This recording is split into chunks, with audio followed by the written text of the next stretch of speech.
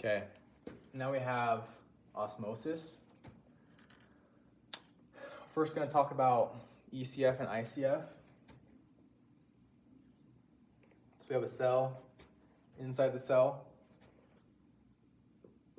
we have ICF. That's intracellular fluid. Outside the cell, ECF, extracellular cellular fluid. Two types of ECF. There's interstitial fluid. That's the fluid directly outside of the cell. Then we also have plasma, and that's fluid that's within the blood. That's the water within the blood. So those are the two types. Osmosis is the movement of water. So that's what we're talking about.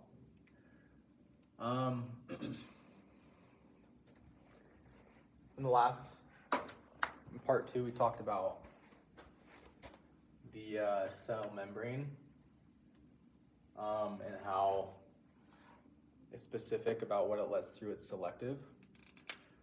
So with osmosis, we have a cell membrane, and water gets through some of these little channels called aquaporins, and that's the way the water gets through.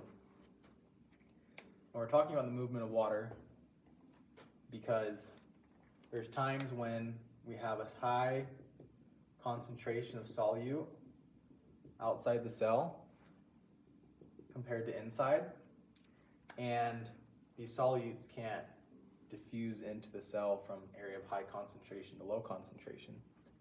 So the way it reaches equilibrium is through osmosis. Before I talk about that, talk about osmolarity and molarity. So molarity is the number of molecules per liter of water. So molarity equals number molecules per liter of water. Osmolarity is number of particles per liter of water. And the reason why that's different is because a particle differs from a molecule. For example, we're going to use sodium chloride. If you were to put sodium chloride into 1 liter of water,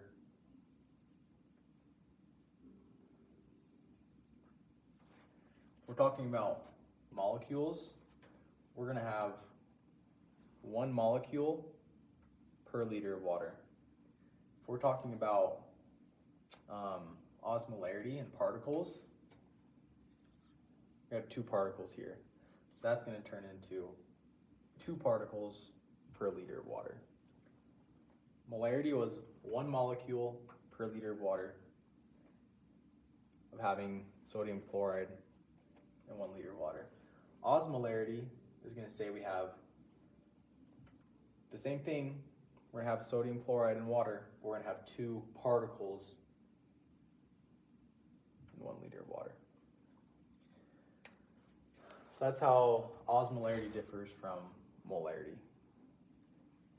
Let's look at glucose. Let's see we had a particle of glucose. We put that in 1 liter of water. It's going to be 1 molecule per 1 liter. Also 1 particle per liter of water, because it doesn't get broken up. I'll have to check myself on that because I think I said that in the textbook, but I'm not 100% sure. Let's see though. Okay, osmolarity and tonicity. Tonicity is the measurement of like the cell's membrane and how like firm it is. It's like the tone of that cell membrane. So So that's tonicity, just measuring that toneness, that firmness of the cell membrane.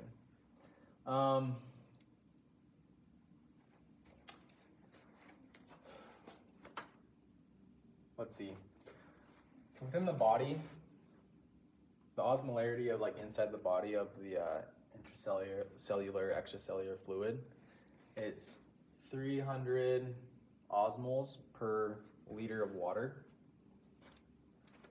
So if we have a hyperosmotic solution inside of the body compared to the inside of the body, that's like having a solution that has 600 particles per liter of water.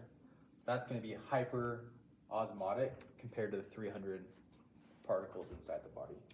If we have hypoosmotic, that's like having a solution that has 150 particles per liter of water. If we put that in the body, it's going to be hypoosmotic to it.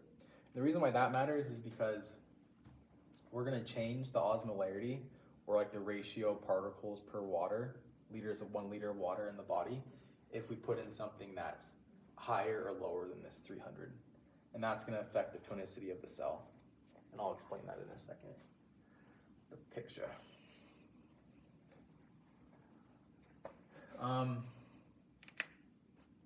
Okay.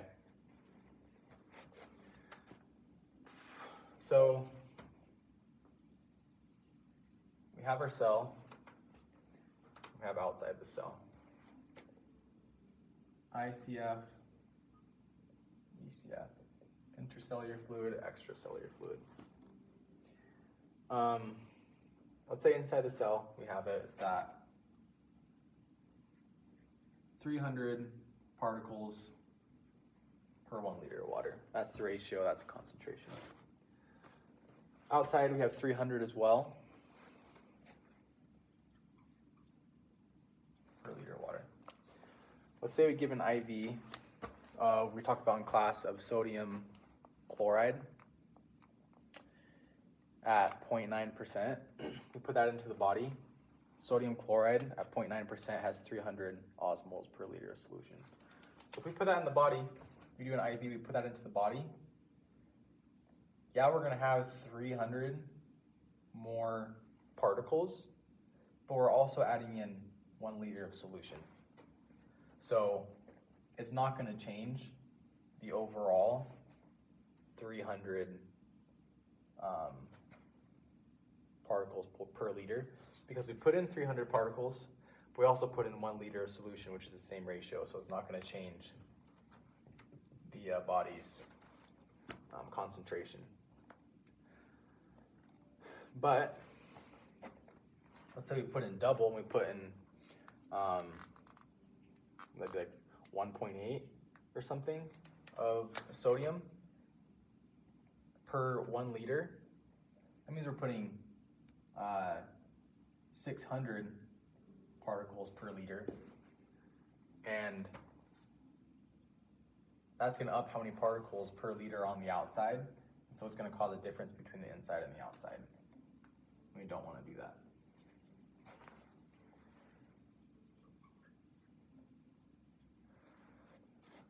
But okay, let's say for that situation, let's say we put in that 600 per liter. That means this is going to be at 600. Sorry, it's not getting into math because I won't explain that very well. But let's say we have a higher concentration of particles on the outside and only a couple on the inside, and they can't move through this membrane. We have higher concentration of particles per liter and a lower concentration of particles per liter, so we know that water is going to diffuse to outside of the cell to make this be the same concentration as inside of the cell. So the cell is then going to shrink because water is going out, so it's going to shrink. So this solution is going to be hypertonic. But let me explain this better with dextrose. Because dextrose, 5% dextrose, is something you can also give in an IV to somebody. And dextrose is going to have 300 particles per 1 liter of water. So it's going to go inside, get put into the ECF, and it's not going to affect the ratio because it's the same ratio. But the dextrose particles, they are going to want to go into the cell. So they're going to move into the cell. And not only are they going into the cell, but they're going to get metabolized. So here they are inside the cell. But then they're going to get metabolized, they're going to get eaten. So we had an isomotic solution, but it was dextrose. So how is this going to affect the cell? Because we had its normal concentration of 300. We had its normal concentration of 300, but then we put 300. When we put dextrose in, that also had the concentration of 300 per liter. But the water stayed. The particles went in, and then they got eaten up. So now we're left with extra water outside the cell. So that means these particles that were already inside the cell, they're left with this extra water. So it's going to be less concentrated outside the cell. Whereas inside the cell, it had the same as the beginning, but it didn't get water added to it, but this had water added to it. So this has a lower concentration of particles. So in order for it to hit equilibrium, for it to equalize, water, not the particles, but the water is going to move outside the cell. Sorry. Let me fix this. Make sure I'm explaining this right. Okay, sorry. I explained that a little wrong. We have a lower concentration of particles outside the cell, higher concentration of particles inside the cell, because we added glucose with 1 liter of water, but the glucose went into the cell and got eaten. So it's almost as if the glucose wasn't there, and we just added 1 liter of water to the extracellular fluid. So since we have extra water here and a higher concentration of particles here, we can't move the particles, but water is going to go into the cell and make it increase the tonicity. It's going to make it hypertonic because it's going to swell. Sorry, it's not going to make it hypertonic. It's just going to make the cell swell. But we're going to call this solution hypotonic because it caused the cell to swell. We had extra water out here, so the water went inside to make the concentrations of particles equal on both sides. So we had an isomotic solution of glucose, but it turned hypotonic. The solution was hypotonic because it caused the cell to swell. Let's see if there's anything else. Yeah, so that's osmosis, the movement of water to equalize the concentrations of solutes on both sides. So if we have a lower concentration of solutes over here, higher concentration of water, it's going to go into the area of lower concentration of water or higher concentration of solutes to equalize it. But yeah, that's the finish of part 3, osmosis. Thanks for watching. All right, for part 2, we're going to talk about active and passive transport. So passive transport doesn't require energy. It moves with the gradient. What I mean by that, we have an area of high concentration, an area of low concentration. The solute is going to move with the gradient. The gradient is this arrow, high to low. Passive transport, solute is going to move with the gradient. Active transport is going to move against the gradient. So we're going to move from low to high, because it's going up the hill, it needs energy. So active transport needs energy because it's going against the gradient. Passive transport doesn't need energy because it's moving with the gradient.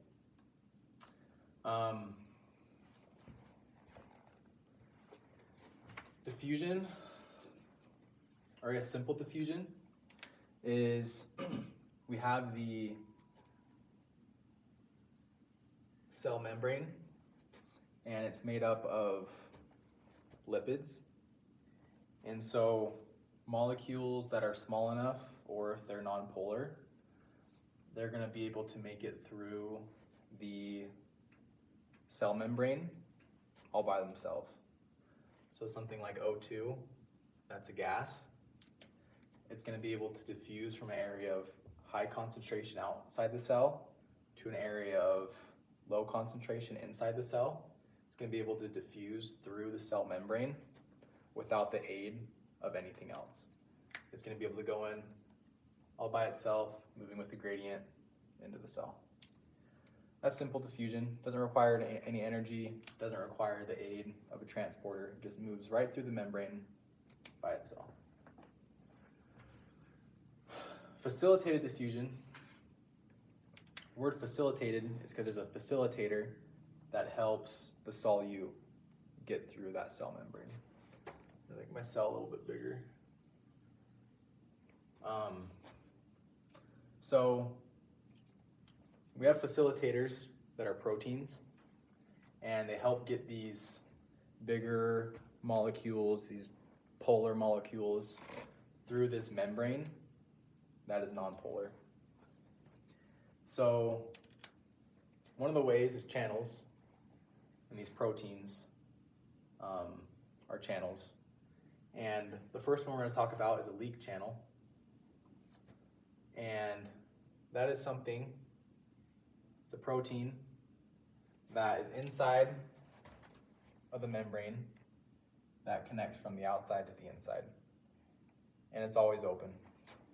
One of them we talk about a lot is the potassium leak channel. And it's able to move right outside, go right through that leak channel with the gradient, area of high concentration to an area of low concentration. So that's a leak channel. A ligand-gated channel, draw right here. This one's not always open, and it has a spot, I guess you can call it maybe a receptor, where if a chemical, the right chemical connects with this receptor, it's going to open this gate. And it's going to let the molecule pass through the membrane through this protein, which is a ligand-gated channel.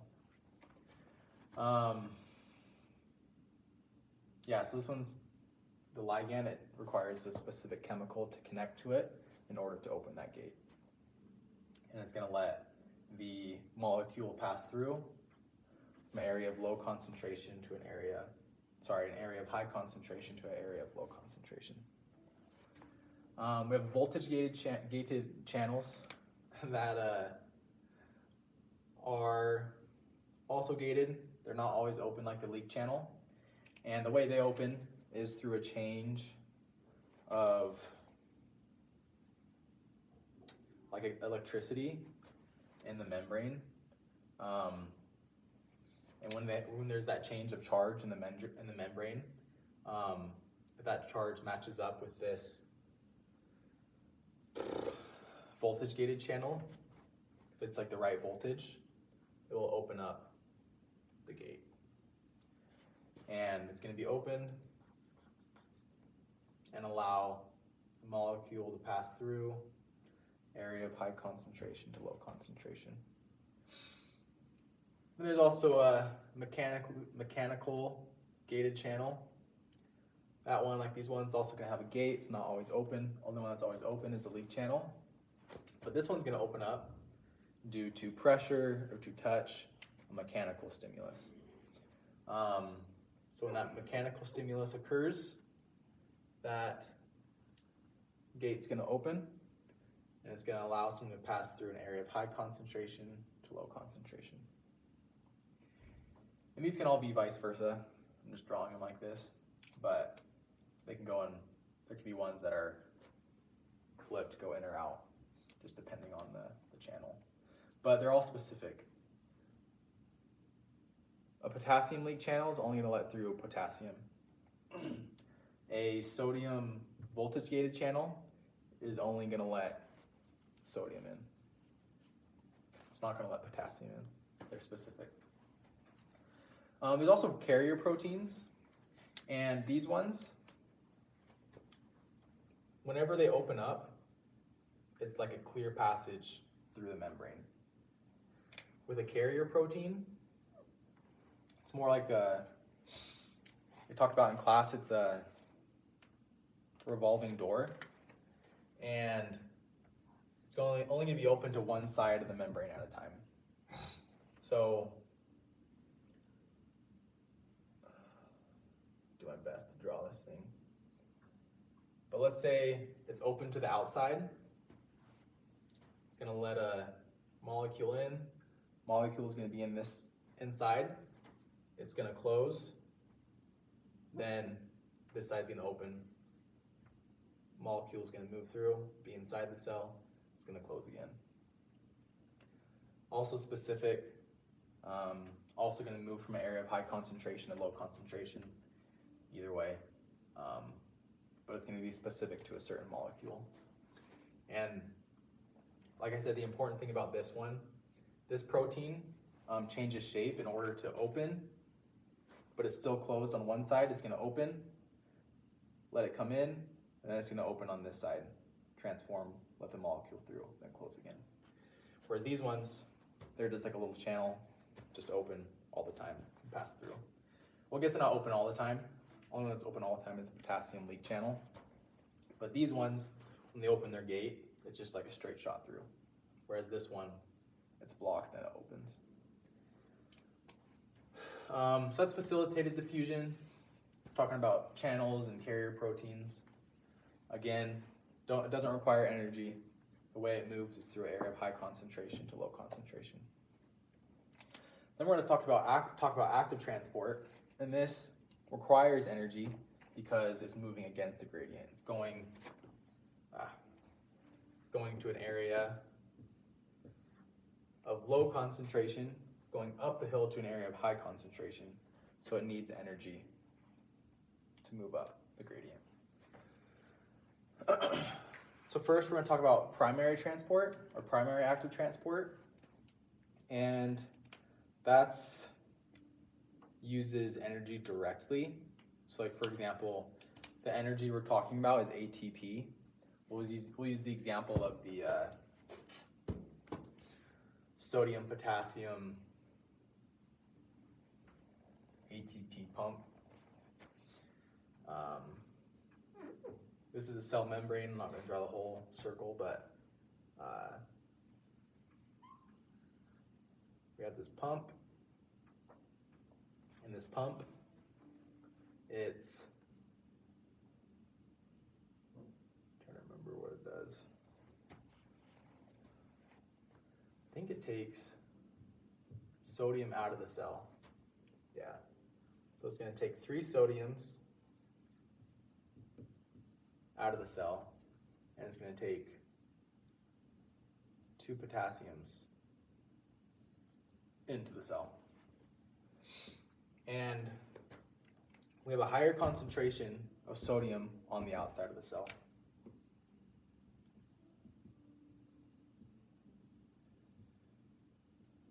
Draw that by drawing 3 sodiums here.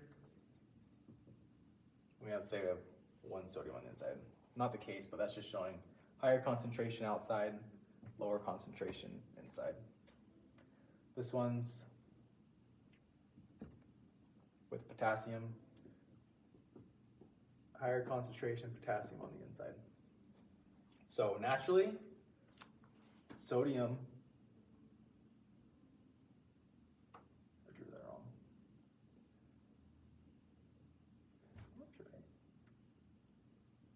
Yeah, okay, this is right.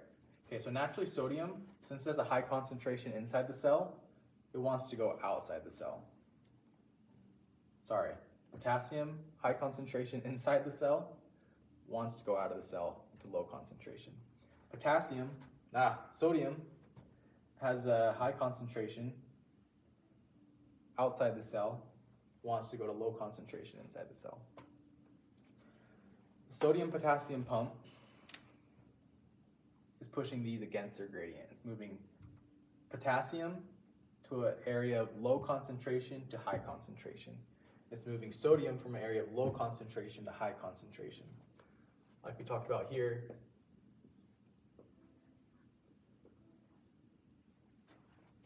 they're wanting to go against the gradient. They're wanting to go to low to high. Because it's doing that, it needs energy. It's going to use ATP as its energy source. So the reason why it's primary active transport, because it's directly using the ATP. Secondary active transport is when you have a molecule that's going from high to low. It's going with the gradient. So in this case, let's talk about sodium. It's going from an area of high concentration to low concentration, and it's not requiring energy, but because it's moving from high to low, it's going to create energy, and it's going to send another molecule from low to high. So this molecule, it's not using ATP directly, but it's going from low to high because it's using the energy produced by sodium moving from high to low. That's secondary active transport.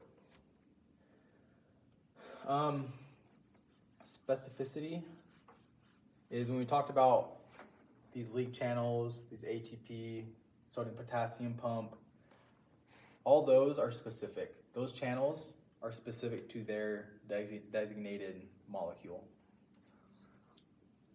Like we talked about before, a sodium can't go through a potassium leak channel. They're very specific to the molecule they're assigned to.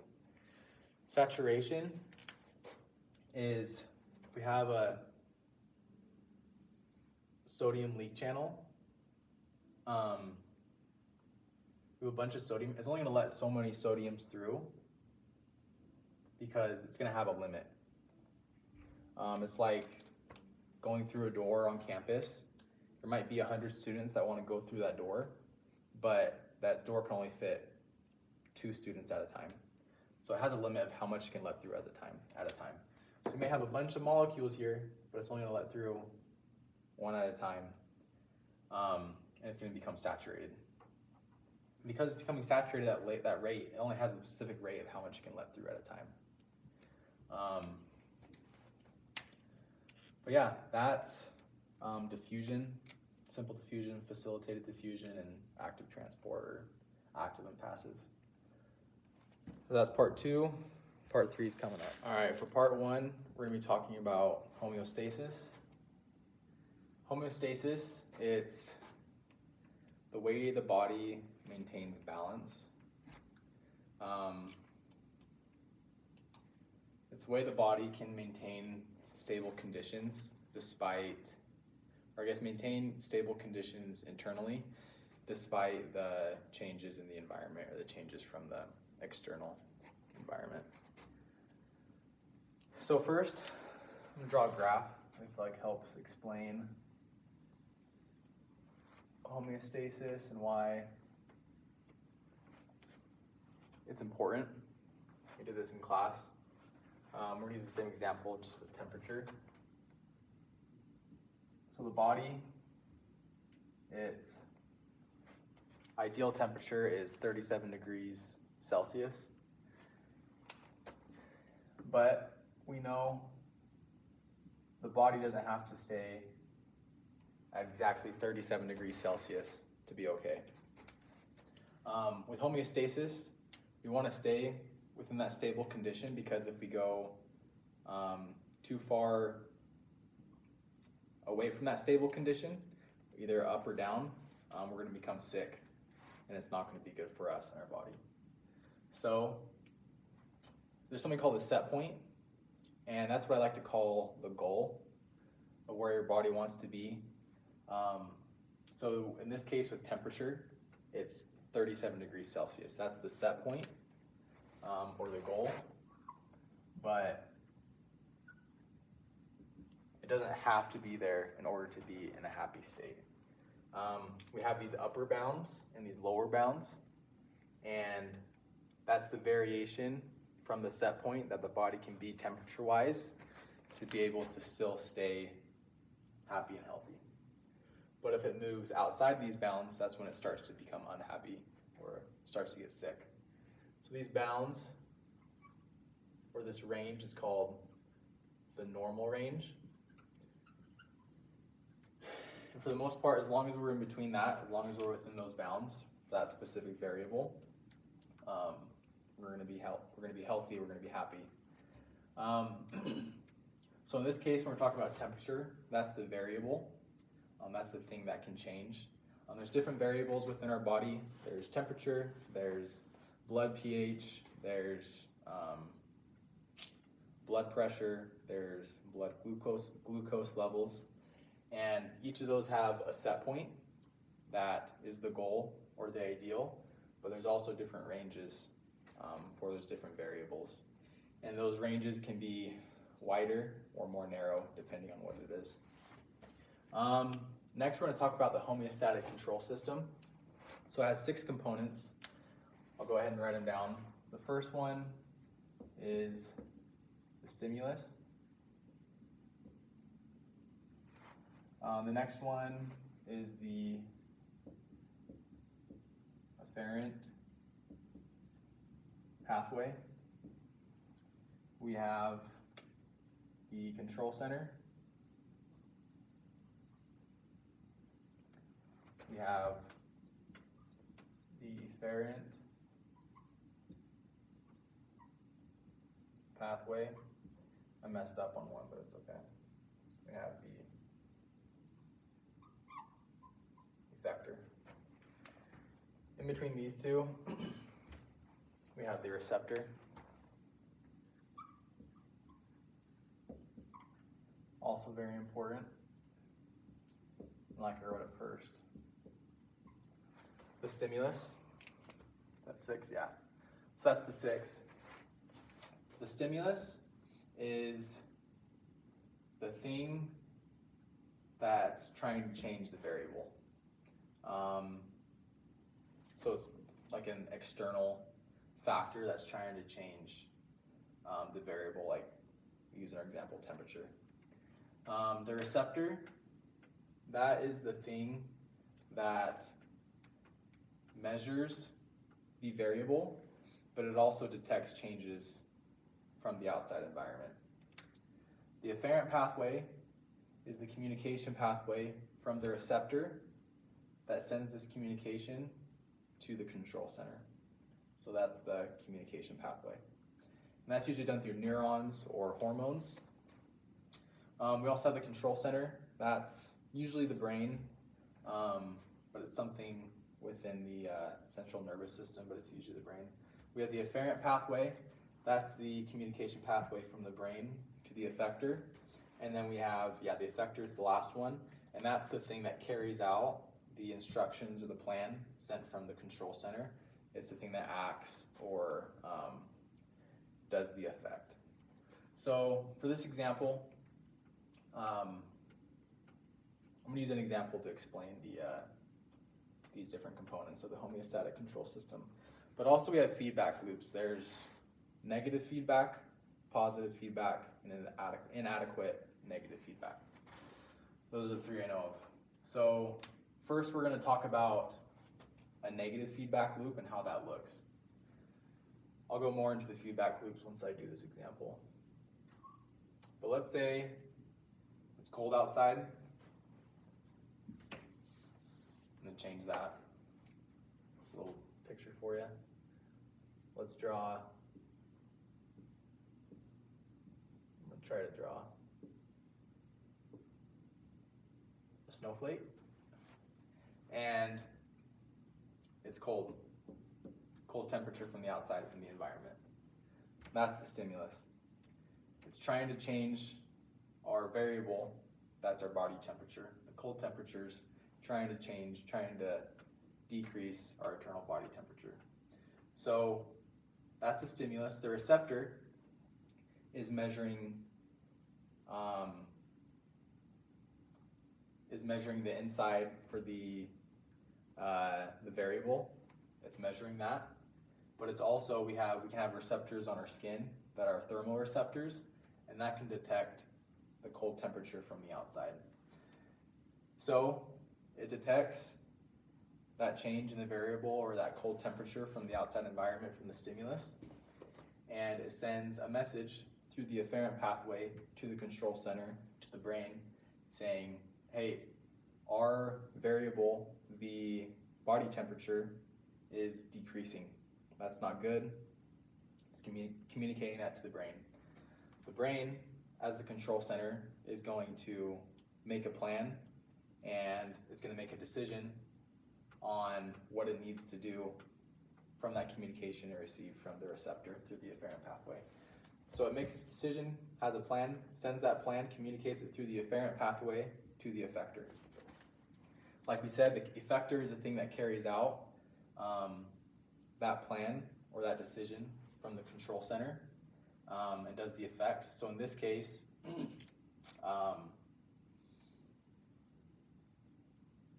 it's gonna, for example, it can be our muscles shivering that are gonna contract, relax, and that's gonna create energy, and it's gonna make heat.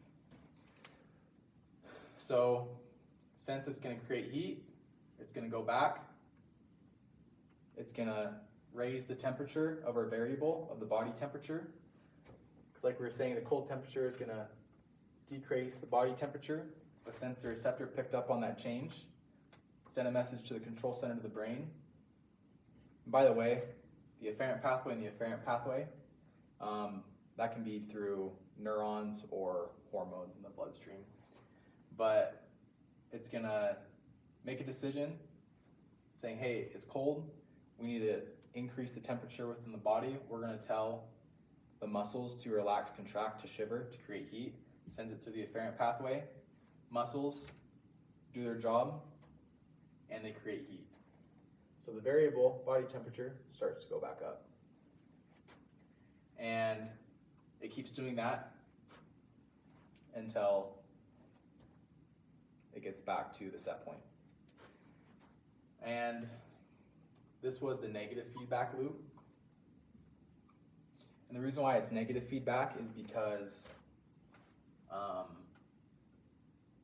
it brings the variable back to the set point, or it negates the stimulus. So in this case, the retracting, relaxing of the muscles, creating heat, negated or overcame the stimulus, which allowed the variable to go back to the set point. And that's why it's called negative feedback. Positive feedback is when we go away from the set point. So positive feedback would look more like this. It's going away from the set point. It's not coming back, or it can go down away from the set point. Let's talk about inadequate negative feedback a little bit, and then I'll talk a little bit more about positive feedback. Inadequate negative feedback is when our effector, we'll use the same example, the shivering to try to bring the heat or our body temperature up. The shivering is not going to be enough to overcome the cold temperatures outside. So even though we have the effector working to create heat, to try to negate that cold temperature, the stimulus is too much. It can't be overcome by the effector. So it's going to try to fight it, but the body temperature is going to keep dropping away from the set point. So this is inadequate feedback because the effector is inadequate in trying to overcome or negate the stimulus, and it's not able to bring the the variable back to its set point. But the effector is still working. That's inadequate negative feedback. Positive feedback is if there's two types of positive feedback. There's unintentional and intentional. Unintentional positive feedback is when the effector is broken. So the brain says, hey, muscles shiver to create heat. The muscles don't do that because they're not working for some reason. It's beyond too cold, so they're not shivering. So there's nothing that's trying to negate the stimulus. So that's unintentional positive feedback. And it just is just dropping, going away from the set point. But there's another thing called intentional positive feedback, and that's when the body intentionally moves away from the set point for a specific reason that's beneficial to the body. And the only one I know of is giving birth, and I'm not going to draw any pictures, but I'll just explain it. So intentional positive feedback with giving birth, we have the baby inside of the uterus. The baby gets big enough to where it starts pressing on the cervix, and so the cervix starts to feel a stretch, and that stretch is the stimulus. Stretch receptors on the uterus start to feel this stretch. They tell the brain through the afferent pathway, hey, to the control center, we're getting a lot of stretch in the cervix. You know what's going on. The brain decides, okay, what do we need to do here? And since the brain's smart, it knows we have a baby, this baby's getting too big, we need to get the baby out of the uterus. So the brain knows, hey, we need to support this deviation from the set point. We don't need to fight against this stretch, we need to amplify this stretching so we can get the baby out. So the brain knows to release oxytocin, we talked about in class. It's a hormone that increases or causes the uterus to contract. And so it's going to send the oxytocin through the afferent pathway, through the bloodstream.